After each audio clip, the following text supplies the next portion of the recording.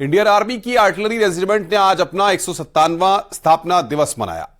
Gunners day के मौके पर न सिर्फ आर्टिलरी के जवानों का जोश दिखा, बल्कि फायरिंग रेंज में भारतीय सेना की उन्नत तोपों और हथियारों का जलवा भी दिखाई दिया। देखिए गनर्स डे पर किस तरह हिंद के हथियारों ने आग उगली।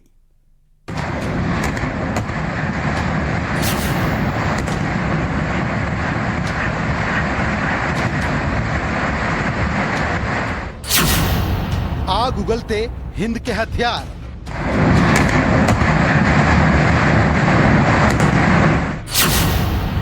शौर्य दिखाते आर्मी के जाबाज,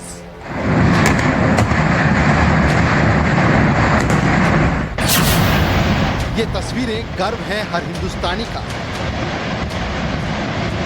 ये तस्वीरें गर्व है इंडियन आर्मी का, जिसकी आर्टिलरी रेजिमेंट अपना 197वां स्थापना दिवस मना रही है।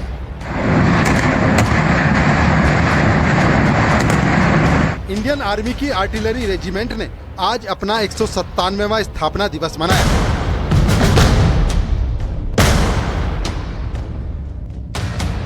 गनर्स डे के मौके पर न सिर्फ आर्टिलरी के जवानों का जोश दिखा, बल्कि फायरिंग रेंज में भारतीय सेना की उन्नत तोपों और हथियारों का जलवा भी दिखाई दिया। इसे लेकर एडीजीपीआई ने तस्वीरें भी जारी की हैं, जिनमें भारतीय सेना की तोपें फायरिंग रेंज में आग बरसाती दिख रही हैं। 1827 में पहली बार भारतीय तोपखाने को स्थापित किया गया था, जो आज भविष्य के जंग के लिए कई परिवर्तन के दौर से गुजर रहा है।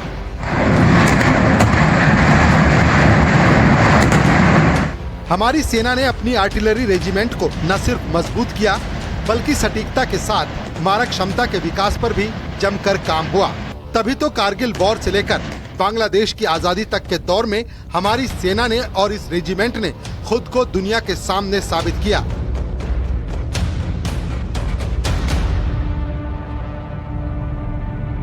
इंडियन आर्मी की आर्टिलरी अपनी सटीक फायरिंग, रॉकेट, मिसाइल और निगरानी उपकरणों को भी बढ़ा रही है। घातक मारक क्षमता के लिए सेना ने 155 मिलीमीटर की देशी और होवित्जर तोपों से खुद को लैस किया है, और ये तस्वीरें उसी की एक झलक हैं।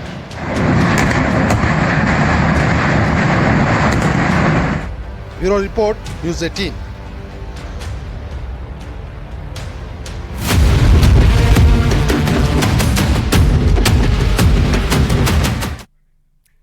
और अब बात होगी भारतीय सेना की नई किलर मशीन की। ये किलर मशीन है प्रीडेटर MQ-98 ड्रोन, जिसने INS राजली एयरबेस पर सफलतापूर्वक टेक ऑफ किया। इस ड्रोन के जरिए अब इंडियन नेवी हिंद महासागर की रखवाली करेगी, जो समुद्र में चीन की हरकतों पर नजर रखेगा।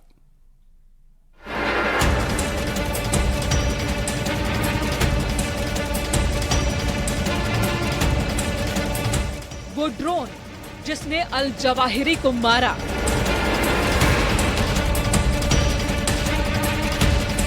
वो ड्रोन जिसने कई जंगों का रुख बदल दिया, वो ड्रोन जिसे अमेरिका पूरी दुनिया से बचा कर रखता है, वो ड्रोन जो अब हिंद की समुद्री सीमाओं की रखवाली में तैनात हो चुका है। प्रीडेटर MQ-98 40,000 फीट की ऊंचाई से निगरानी में सक्षम जंग के आसमान में भारत की किलर मशीन अब इंडियन नेवी के बेड़े में शामिल हो चुका है, जिसे तमिलनाडु के INS राजली एयरबेस से हिंद महासागर के ऊपर सैकड़ों घंटों की लंबी मिशन उड़ान के बाद नीचे उतारा गया। इस ड्रोन से 2020 में मिशन मोड पर करीब 13,000 घंटों की उड़ान पूरी की गई।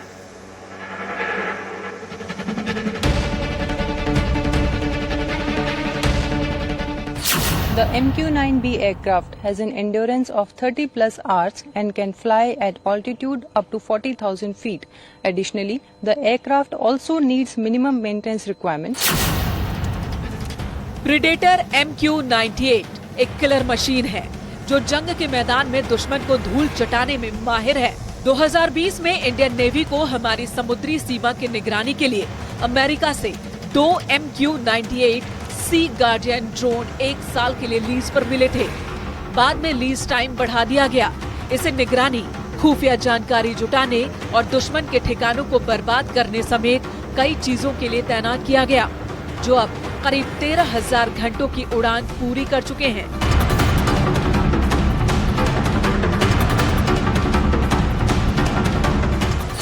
It has the capability to provide real-time video and can be deployed as an airborne outpost guarding the Indian border. बात अगर इस ड्रोन की खासियत की जाए तो प्रीडेटर ड्रोन करीब 35 घंटे हवा में रह सकता है। ये फुल्ली रिमोट कंट्रोल्ड है। एक बार उड़ान भरने के बाद 1900 किलोमीटर क्षेत्र की निगरानी कर सकता है। 1 घंटे में 482 किलोमीटर की उड़ान भर सकता है। अपनी इन्हीं ताकत की वजह से प्रीडेटर MQ ड्रोन आज दुनिया के सबसे बेहतर और घातक ड्रोन्स में शुमार है। This is mounted on a gimbal which can rotate 360 degrees during missions, so it takes all mission feed and provides live feed to the ground base. And another major payload we have here is the radar. It's a MPR maritime patrol radar which is used to scan targets in sea environments. PM Modi जब अपने पिछले अमेरिकी दौरे पर गए थे, तब उन्होंने अमेरिका से ड्रोन डील को हरी झंडी दी थी। यानी अब भारत की तीनों सेनाएं इस किलर ड्रोन से लैस होंगी, जो पाकिस्तान हो या चीन, दोनों ही दुश्मनों को छकाने के लिए जंग में गेम चेंजर साबित होगा। Bureau report, news 18।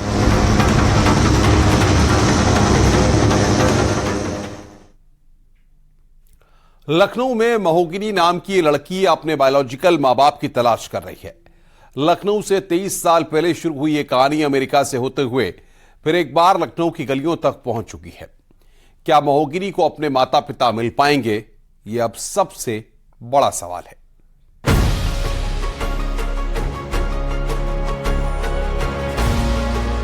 अमेरिका से भारत लौटी एक 25 साल की लड़की अपने माता पिता की खोज कर रही है। लखनऊ में महोगिनी नाम की ये लड़की अपने बायोलॉजिकल माँ बाप की तलाश कर रही है। दरअसल 23 साल पहले ये लड़की रेलवे पुलिस को चार बाग रेलवे स्टेशन के सामने लावारिस हालत में मिली थी, जिसे अनाथालय भेज दिया गया था, जहां 1 साल बाद इस बच्ची को एक अमेरिकन दंपति ने गोद ले लिया था। तब से ये बच्ची अमेरिका में ही रह रही थी। कुछ वक्त पहले ही अमेरिकी माँ की मौत हो गई, जिसने मरने से पहले इस लड़की को पूरी हकीकत बता दी। महोगिनी ने अपनी पूरी कहानी दोस्त क्रिस्टोफर को बताई तो दोनों भारत आ गए और पिछले 15 दिनों से लखनऊ में महोगिनी अपने माता पिता की तलाश में जुटी हुई है। हालांकि अभी तक इस लड़की की तलाश किसी सिरे पर नहीं पहुंची है।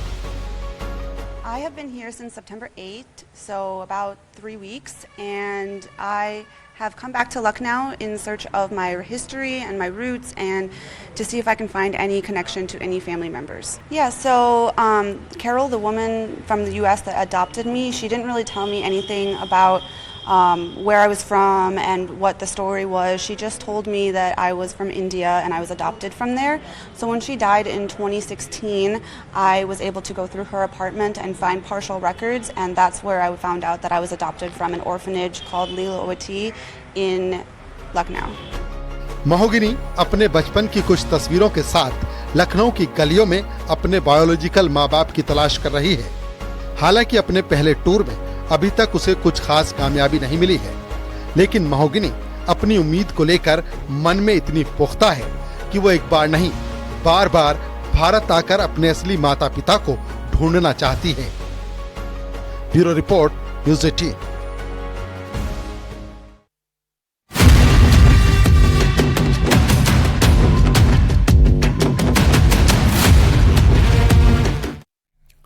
चार दिन तक चला संसद का विशेष सत्र बेहद खास रहा। सत्ता पक्ष और विपक्ष की नोकझोंक के बीच कुछ ऐतिहासिक फैसले लिए गए। उन फैसलों में शामिल था नए संसद भवन का उद्घाटन और महिला आरक्षण बिल का दोनों सदनों में पास होना। लेकिन सरकार ने इन ऐतिहासिक फैसलों के साथ अजब महासंयोग भी देखने को मिला।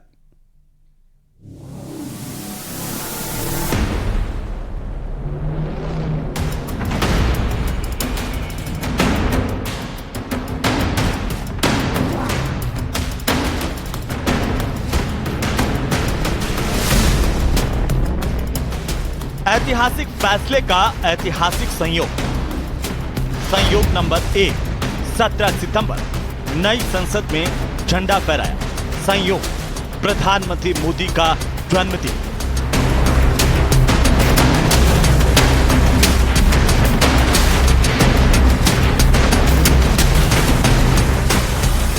संयोग नंबर 2, 19 सितंबर नई संसद का उद्घाटन। संयोग, गणेश चतुर्थी।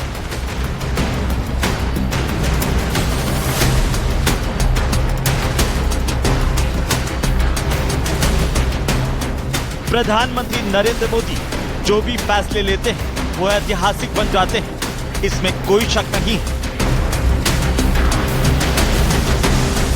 लेकिन संसद के 4 दिनों के विशेष सत्र में जो फैसले लिए गए वो खुद में ऐतिहासिक तो थे ही, उनके साथ गजब का महासंयोग भी देखा गया। नई संसद भवन के उद्घाटन से लेकर नारी शक्ति वंदन अधिनियम 2023 के पास होने तक तमाम तारीखें न सिर्फ ऐतिहासिक रही बल्कि संयोग से भी जुड़ी दिखी। 17 सितंबर को जब नई संसद परिसर में झंडा फहराया गया, उस दिन देश के प्रधानमंत्री नरेंद्र मोदी का जन्मदिन था। इतना ही नहीं, पीएम मोदी ने नए संसद भवन के उद्घाटन को और ऐतिहासिक बनाने के लिए 19 सितंबर का दिन तय किया, जिसका संयोग गणेश चतुर्थी से था।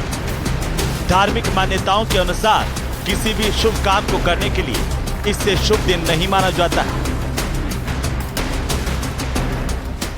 ये सिर्फ एक भवन नहीं है,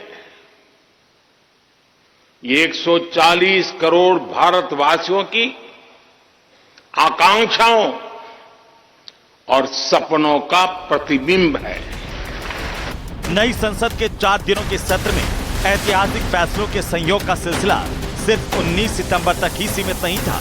इसके बाद संयोग नंबर 3, 20 सितंबर लोकसभा में महिला आरक्षण बिल पास। संयोग, ऋषि पंचमी। 20 सितंबर को लोकसभा में महिला आरक्षण बिल पर ऐतिहासिक फैसला लिया गया। उस दिन संयोगवश ऋषि पंचमी थी, जो अपने आप में बेहद शुभ मानी जाती है। इतना ही नहीं, इस दिन से एक और संयोग जुड़ा हुआ है। संयोग नंबर 4, कहा जाता है कि 20 सितंबर का दिन प्रधानमंत्री नरेंद्र मोदी के लिए एक और वजह के चलते भी खास है, और वो वजह है वकील साहब का जन्मदिन। पीएम मोदी जिनका बेहद सम्मान करते हैं, बताया जाता है कि युवा नरेंद्र मोदी को संग में लाने का श्रेय वकील साहब को ही जाता है। लोकसभा के बाद 21 सितंबर को राज्यसभा में नारी शक्ति वंदन अधिनियम 2023 पास हुआ। इस तारीख का अजब संयोग प्रधानमंत्री मोदी के साथ दिखा।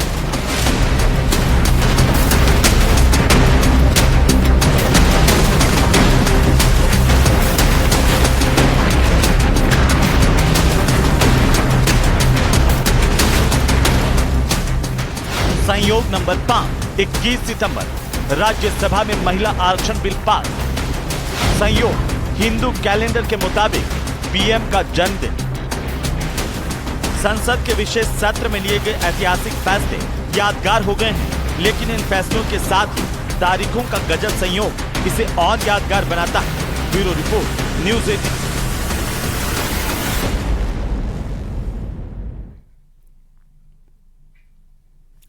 वाराणसी से बड़ी खबर है। एयरपोर्ट पर 50 लाख के सोने के साथ पकड़ा गया यात्री प्राइवेट पार्ट में छुपाकर पहुंचा वाराणसी एयरपोर्ट। शारजाह से आने वाली फ्लाइट एयर इंडिया INX 184 से पहुंचा यात्री प्लास्टिक के कैप्सूल में सोना रखकर तस्करी कर रहा था। कस्टम विभाग की कार्रवाई में यात्री की तस्करी पकड़ी गई। अंतर्राष्ट्रीय लाल बहादुर एयरपोर्ट की यह पूरी घटना है। ये तस्वीरें भी इस वक्त हम आपकी स्क्रीन पर दिखा रहे हैं।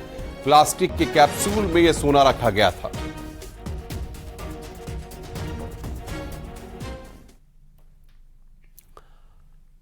प्रतापगढ़ के सीओ रहे जियाउल हक की हत्या की सीबीआई जांच के बाद अब परिजनों को इंसाफ की उम्मीद जगी है। 2 मार्च 2013 में कुंडा के सर्किल ऑफिसर जियाउल हक की हत्या कर दी गई थी।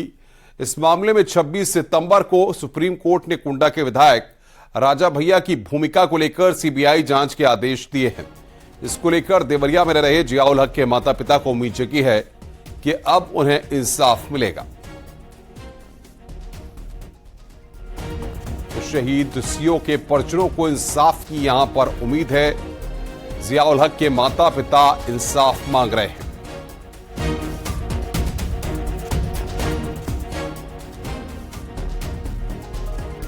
तरीका से हो जाए, क्योंकि 2 मार्च 2013 को हमारा लड़का वहाँ शहीद हुआ था और उसके बाद जांच हुआ तो कुछ में हुआ नहीं, क्लीन चिट दे दिया गया था। इसलिए अब दूसरा जांच अगर सही तरीका से हो जाए तो अच्छा है। आपको क्या जानकारी मिली है कि किस तरह की जांच हो रही है? ये सुप्रीम कोर्ट की आर्डर पर जांच हो रहा है। किसके खिलाफ हो रहा है? राजा भैया और उसके तमाम दोषियों के खिलाफ हो रहा है। आइए सब मिलकर 1 अक्टूबर को 1 घंटे के लिए सुबह 10 बजे से करें स्वच्छता के लिए श्रमदान। अधिक जानकारी के लिए स्वच्छता ही सेवा.com पर जाएं।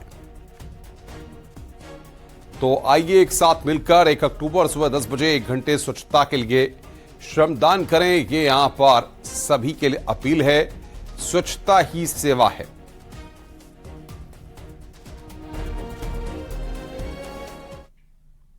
रुक रहे हैं यहां पर ब्रेक के लिए। खबरों का सिलसिला लगातार जारी है। आप देख रहे हैं न्यूज़ 18 उत्तर प्रदेश उत्तर